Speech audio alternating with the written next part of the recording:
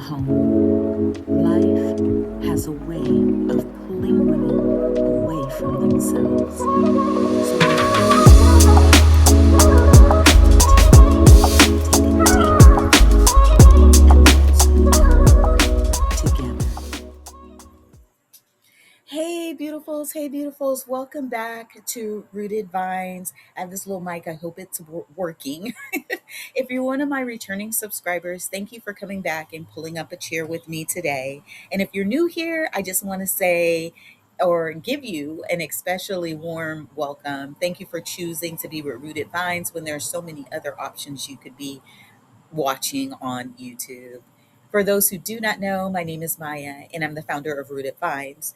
This is a place for women who are wanting to learn to slow down and return back to themselves and learn to grow into the woman God gently called them to be in the beginning. My hope is that you feel a little lighter and a little more encouraged than when you arrived and started this video. And I just want you to know that the women out here, your story matters. And God is still writing the chapters of your book. So please don't close your book too early on yourself, sis. Now, before we begin, I just want to know, what teas are you drinking today while we are here? I am drinking my chai tea. Mm. So share with me what you're drinking in the comments because I love to hear what you're sipping on while we're spending this time together. Now, go ahead, take a sip of your tea, get comfortable, and let's go ahead and gather around the table.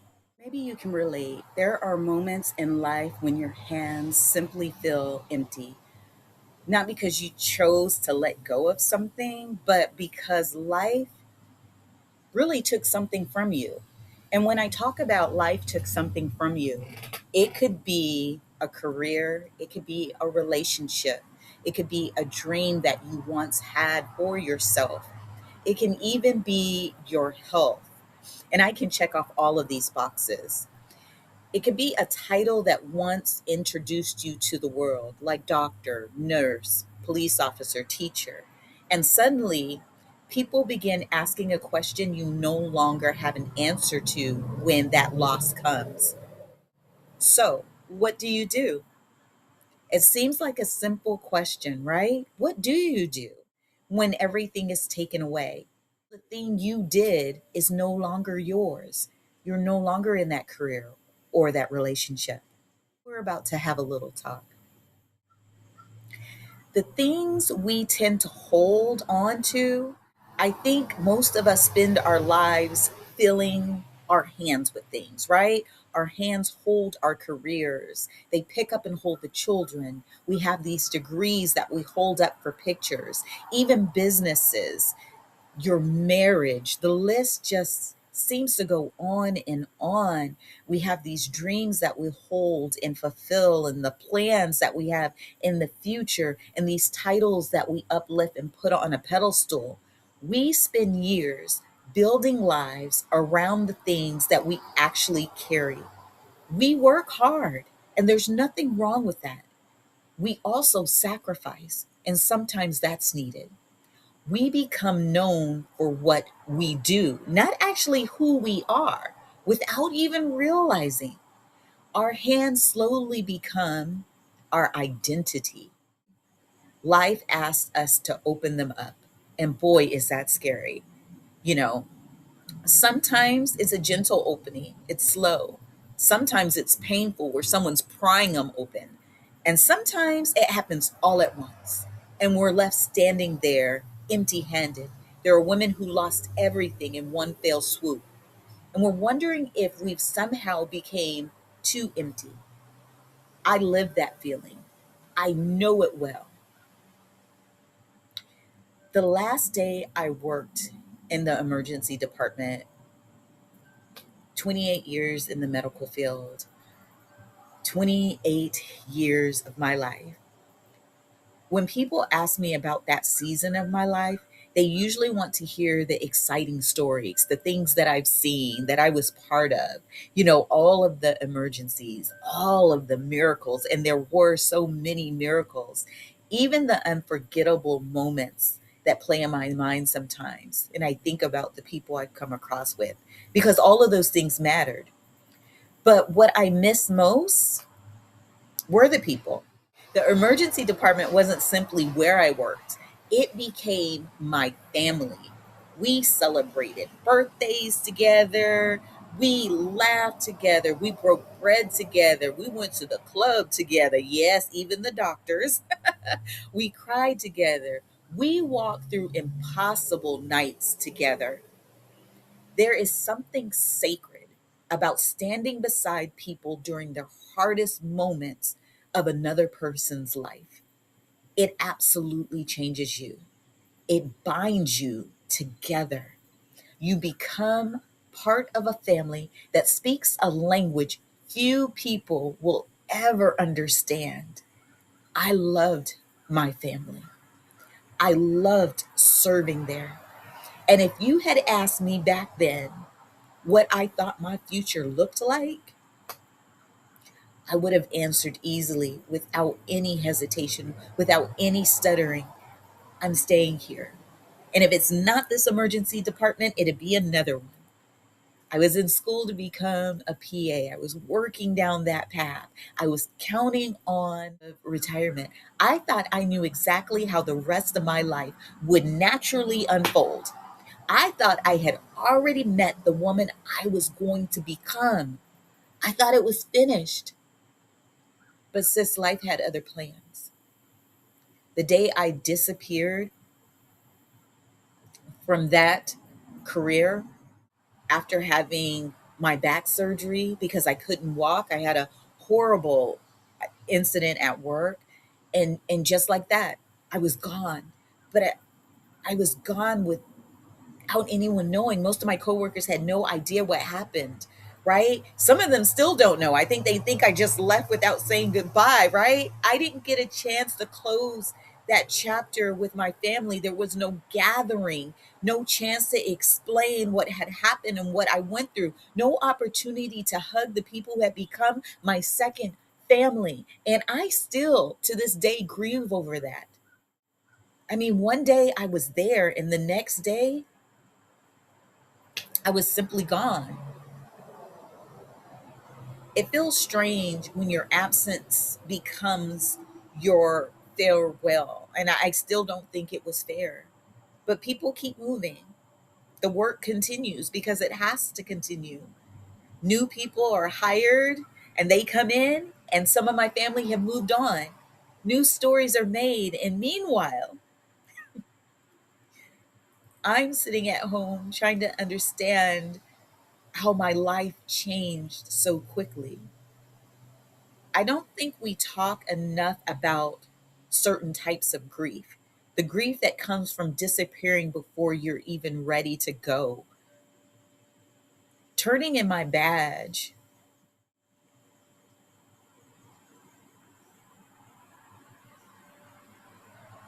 I mean, I was able to go back, not to work, but just to simply say goodbye to whoever was on shift when I turned in my badge. I knew it was my last day. I walked through the familiar hallways. I looked at the desks. I saw the familiar faces. I heard the intercom with the emergency codes going on, and everything looked and felt the same, but something was broken in me. And around that same time, I had just gotten engaged, you guys, no lie. It should have been one of the happiest seasons of my life. My fiance had proposed. We were planning a future together, even with my injury. And after my recovery, right after surgery and my recovery, I would have to move to San Diego and a new life would start again. And yet, you guys, my heart was still broken. I still had dreams about being in the emergency department. My heart was just broke because I never got to celebrate those moments with the people who had walked beside me for nearly 3 decades. I watched coworkers celebrate engagements. I watched coworkers celebrate retirements and promotions and all of that. And I was able to celebrate with them. And in this, My family was not able to celebrate with me in the new things that were coming into my life. I just quietly left. There was no engagement parties. There was no gatherings for me, no hugs, no kisses, no I wish you wells, no chances to say goodbye.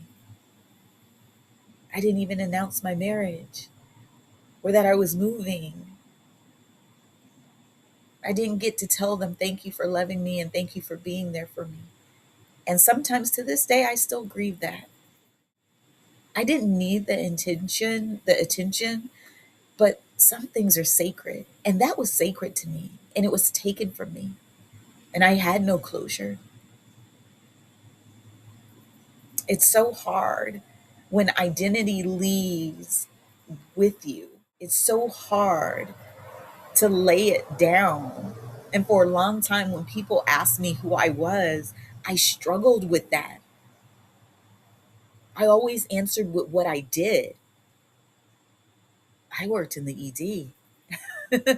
That sentence became part of who I was, and I was proud of that. It wasn't just employment for me, it was my identity. It wasn't just employment, it was identity.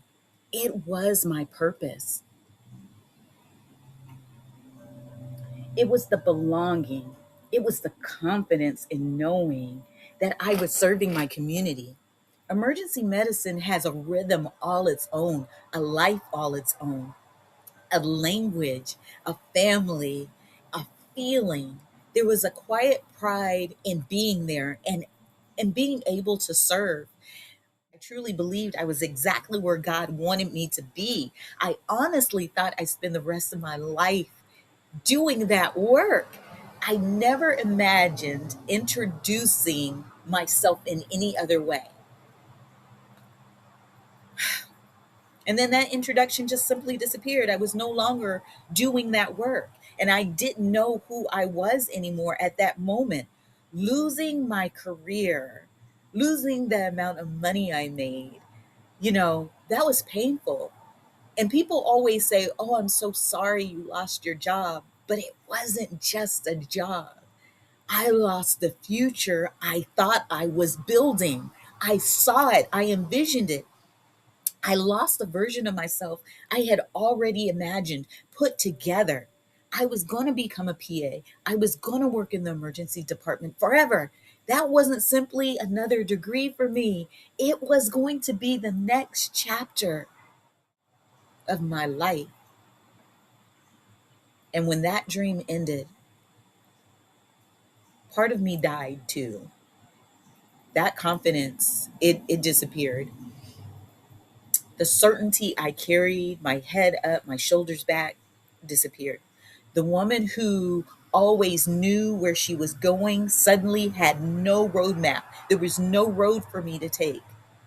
And I don't know, sis, have you ever experienced anything like that? Do you know what I'm talking about? Maybe it wasn't your career. Maybe it was your marriage. Maybe it was your health. It even could be your ministry or your children growing up and moving out of the house. It could be that you had to close down your business. You had to walk away from a relationship that you saw a future with. You wake up one morning and the thing that introduced you to the world, that made you smile, that gave you purpose to get up in the morning is just gone. Then the questions begin. Well, then, doggone, who am I?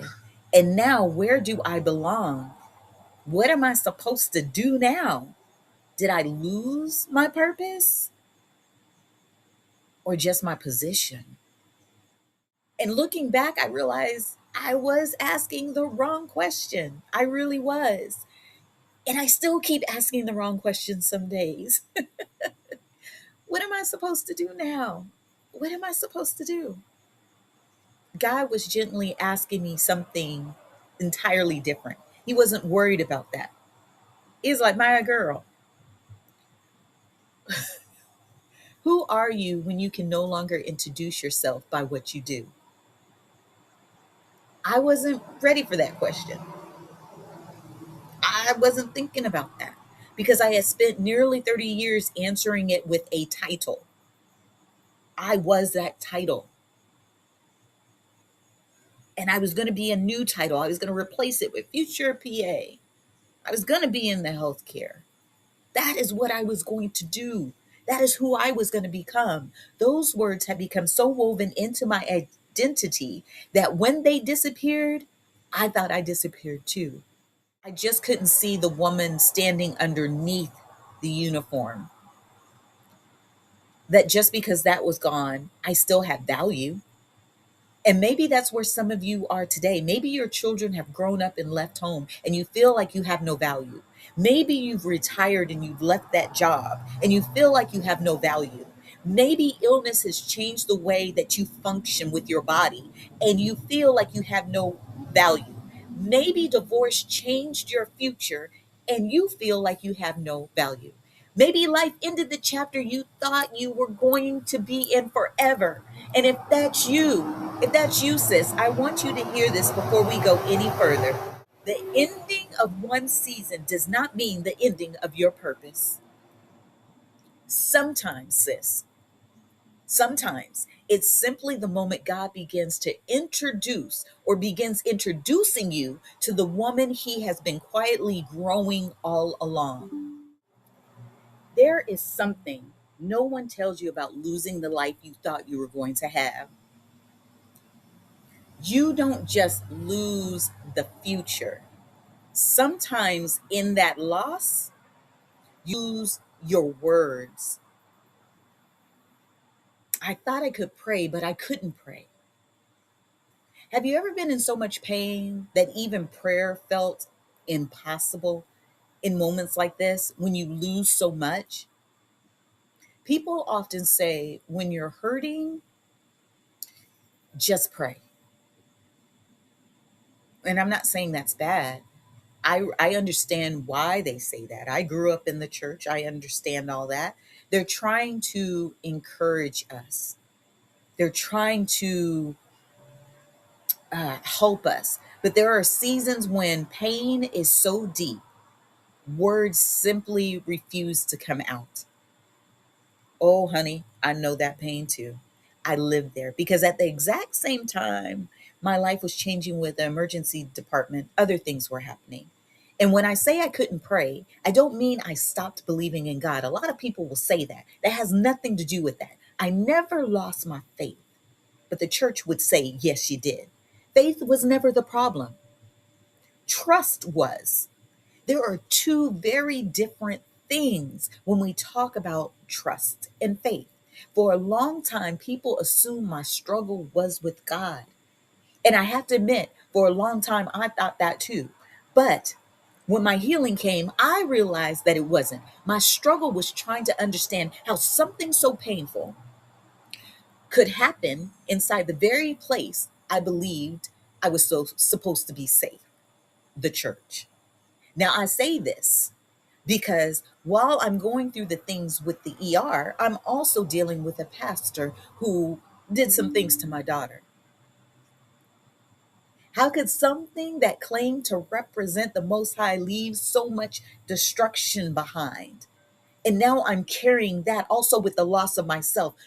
But understand this, in the prayer when you're losing things, church is not God. One of the hardest lessons I've ever learned is this: the church is not, say it with me, is not God.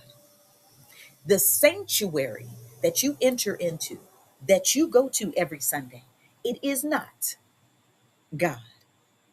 When we talk about the people, the congregation, understand this: they are not God.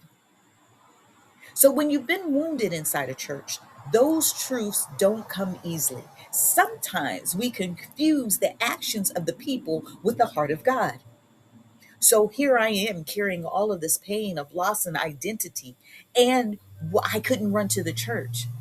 So, this is not a simple walk when you lose things, when trauma happens to you. You have lots of questions, years of tears falling, years of wondering, whoa, why me? I wanted answers during that time, but God gave me something different. He gave me something different. He gave me Himself. The best way I know how to describe what I was going through when my soul was crying out in silence, right? And maybe you've been there. You open your Bible, you see nothing, you hear nothing, you comprehend nothing, and then you try to pray, and your heart feels too heavy to speak. You don't even know where to begin. It's so devastating. The words are trapped somewhere between your heart and your lips, and nothing's manifesting, nothing is coming forward. If you've ever experienced that, I want you to know something. I need you to know this. Silence has never confused God. He understands you in your silence. I want you to know that tears have a language. There's a verse I've always loved. Romans tells us that the Spirit intercedes for us when groanings too deep for word. Think about that. Your groanings, when you're mumbling, He hears those better than He hears polished prayers. He hears them better when the sentences aren't perfect. He understands and can interpret your tears and your groanings. That's powerful. Because even Yeshua cried when Lazarus died. He knew what was coming. He knew the miracle hadn't ended. He knew that there was light on the other side of the tunnel. But still, Yeshua wept, knowing. But why? Have you ever thought about that? To know the end, but still weep? Maybe the prayers we never manage to speak are the ones God clearly hears the most. Because looking back, I realized something now that I couldn't see then. I didn't understand then. I couldn't comprehend then. That God heard every teardrop that fell from my eyes. He witnessed every nightmare that woke me up. He answered every unspoken prayer that I had. I didn't believe that while I was living through it. I didn't know where I was going. And I didn't believe He was still with me. For a long time, I thought God was punishing me. I did. I did. I couldn't understand what I had done wrong. I had this back injury. I've lost this career I loved. I can't continue with my school. My children are angry with me because they suffered. I had this pastor who was, I don't even know, the devil in the pulpit. And I'm asking God, why would you allow all of this? What did I do? Why would you allow this? You gave me a buffet table full of problems, and I didn't understand.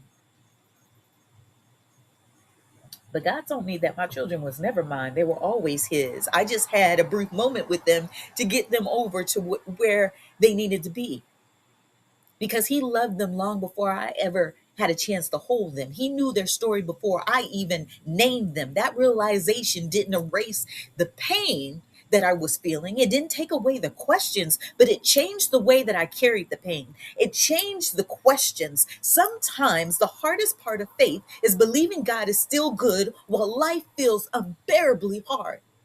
When you feel like you're being crushed, when it hurts to try and take another breath. I cannot say or sit here and pretend that it was easy, because it wasn't.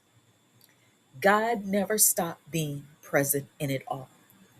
Even with my head down, even with the covers over my head, even when I thought I couldn't feel Him, when I couldn't speak to Him, even when all I had left were tears. It was just more pain and more confusion, because my work was my refuge, but it was my love. It gave me somewhere to put my pain as I was going through this, somewhere to focus. And because I was such a person who gave service, it helped. Somewhere to keep me moving and not looking back, to get me through this dark period. I know I buried myself in work in ways that weren't healthy. But I also know this, y'all. Without it, without a shadow of a doubt, I honestly don't know if I would be sitting here today. Sometimes God uses the very thing we eventually have to release for our healing to carry us through the season before. The emergency department was not my destination. It was my shelter for a while. It was just a refuge for a while. And shelters aren't meant to become permanent homes. In all of this, I met the man who would become my husband today. People sometimes think healing arrives all at once. That was definitely not my story. I went from pieces to pieces to pieces, and my healing came quietly, one small gift at a time, one small token at a time, a conversation here, a stranger here, a kind word there, a lot of practice on gratitude, books and reading. I started to have a new beginning. And I met a man who could love me gently, and hope slowly returned, and gratitude came in like a wrecking ball.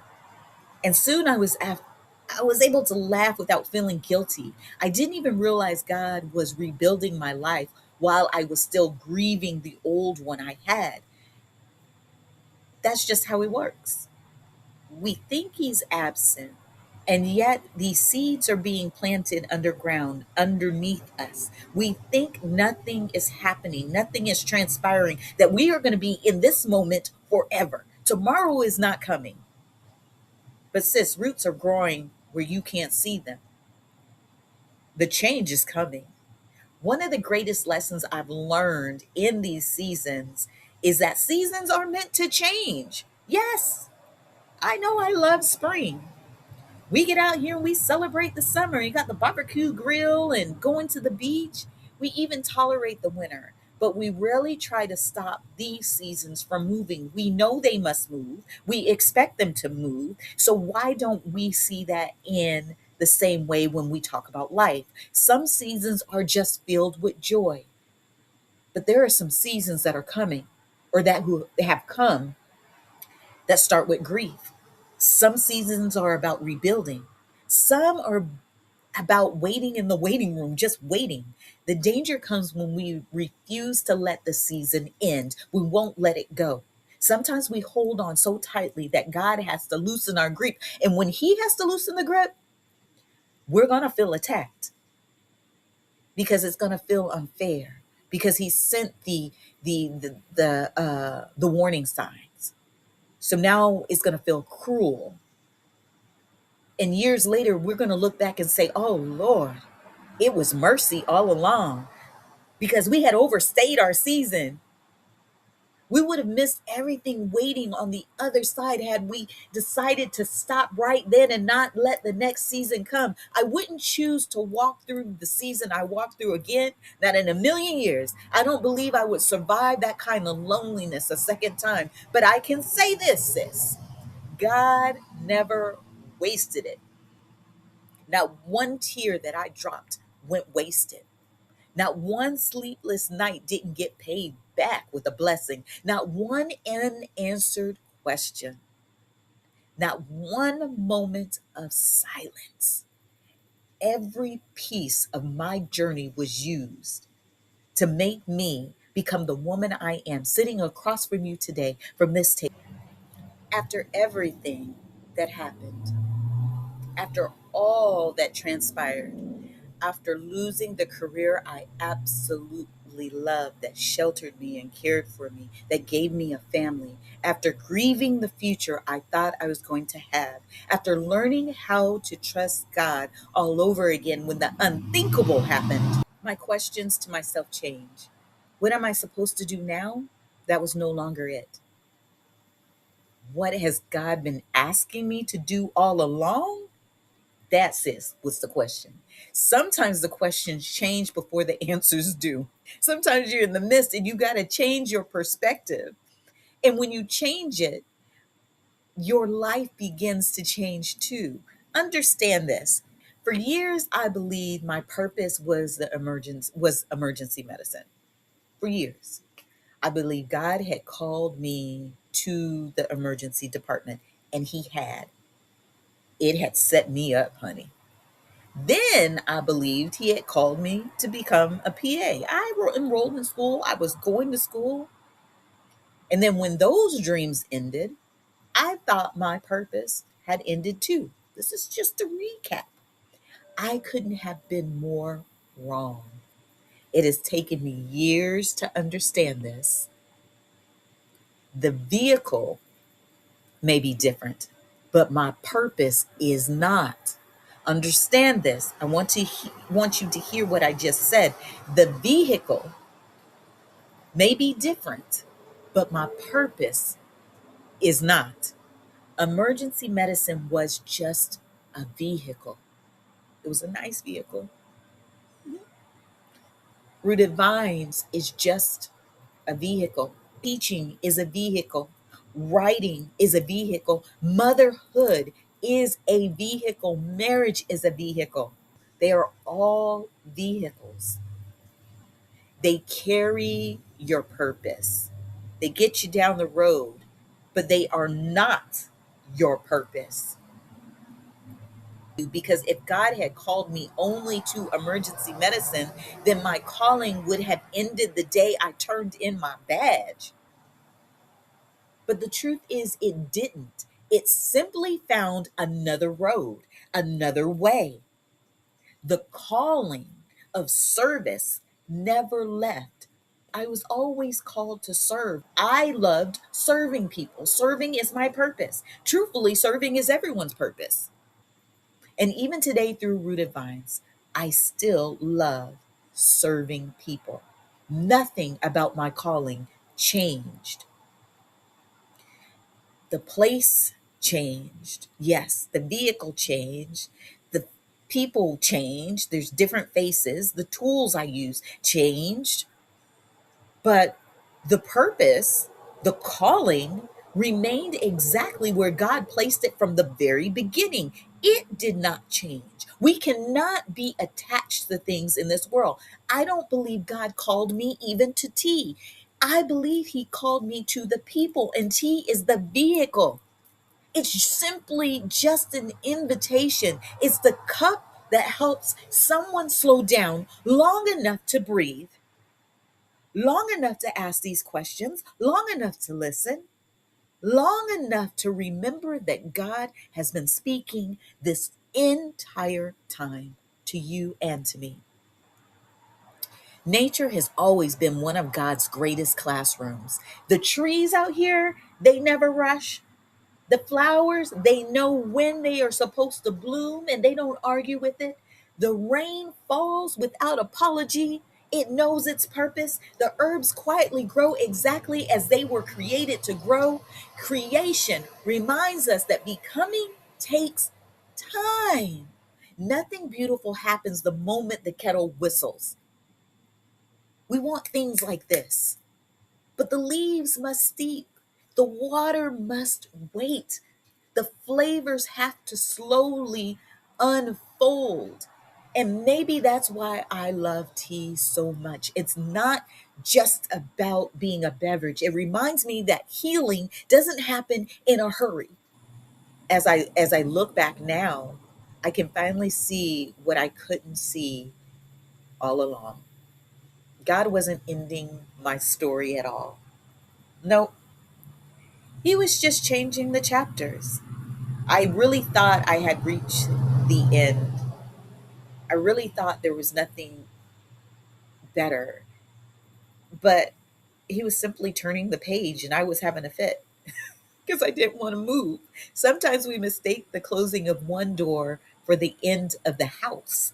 God was building rooms I hadn't even imagined to be in yet. If someone had told me years ago, look, y'all, that I would be sitting here doing what I'm doing my herbal classes, I'd be like, you're crazy. Me encouraging women around the table, dealing with tea, teaching people about tea, I would have politely smiled and thought they was nuts. It would have been my calling all along. Now I know better. God knew all along. I was the one that was lost. But look, sis, if your hands feel empty, maybe that's where you are today. Listen, that's where you are today. Maybe your children have grown. Maybe your career ended unexpectedly. Maybe your marriage doesn't look the same. Maybe it's changed. Maybe your health changed. Maybe retirement came knocking at your door. Maybe that diagnosis finally arrived and life looks nothing like you planned.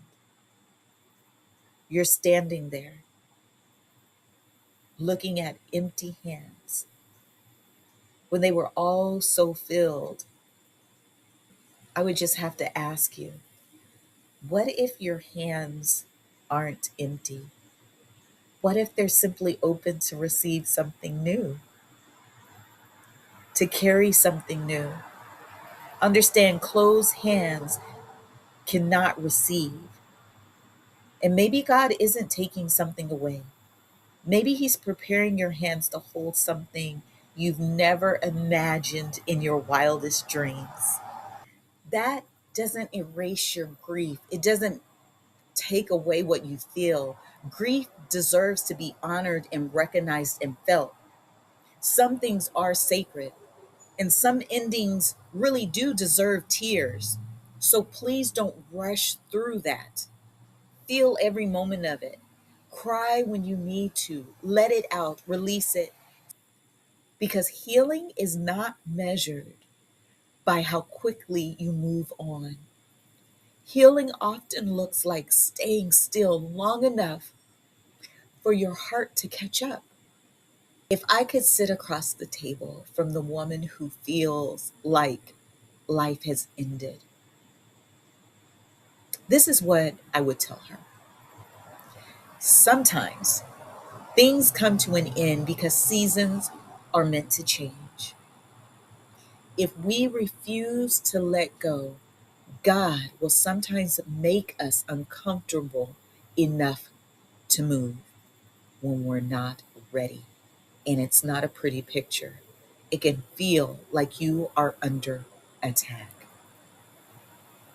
But breathe, just breathe, and then wait. And then, more importantly, listen. God is never surprised by the chapter you're standing in. Cry, scream, ask all the questions, and rest. Hold on. Your blessings are coming. They're coming, sis. They're coming. And one day you'll understand that everything you walked through was not just about you. Someone is waiting for your story. Someone is waiting to hear you say it's going to be okay. Someone is waiting to borrow your hope. Someone is waiting for the wisdom that only your pain can teach them. We were created to serve one another in love. Our deepest wounds become the place where someone else finds refuge, where they find healing. So before we leave this discussion today, I want to leave you with this, okay? Sis, if your hands are feeling empty today, if you've already buried a dream, if you've retired from that work that you loved and feel lost and alone, if you lost your health and can't move like you used to, if you watched your children grow up and leave home and they don't call, they don't check on you like you thought they were, if you've ever wondered whether your purpose disappeared with the life you used to live, remember this. The vehicle, it may be different, but your purpose is not. Your value still holds. God heard your teardrops, He witnessed your pains, and He's already answered every unspoken prayer you've already prayed without you even knowing you're praying. Even the ones you never found the words to say. And if you're still waiting, sis, keep walking. My transformation took 7 years. Keep trusting. Keep steeping. It's worth it. Rain will always give ways to new growth. Mornings always follows the darkest of nights. God is still writing your story. He has never put that pen down. Thank you for spending this time with me. And until next Sunday, pour yourself another cup of tea, sis. Take a deep breath in, let it out, listen for his voice, and remember, you were never created for a title, never created for one season, never created for one chapter. You, my dear, were created to love, to serve, to encourage, to reflect Christ wherever He decides to plant you. The vehicle, again, may change many times throughout your life, but the call, sis, the call that you're feeling that's tugging at you, it remains the same. You guys, I'm Maya, and this has been The Table. And as always, sis, always take good care of yourself, all right? And I'll save you a seat here at the table on Sunday for a brand new conversation. So come sit with me, bring your tea, and most important, stay rooted, family. Bye.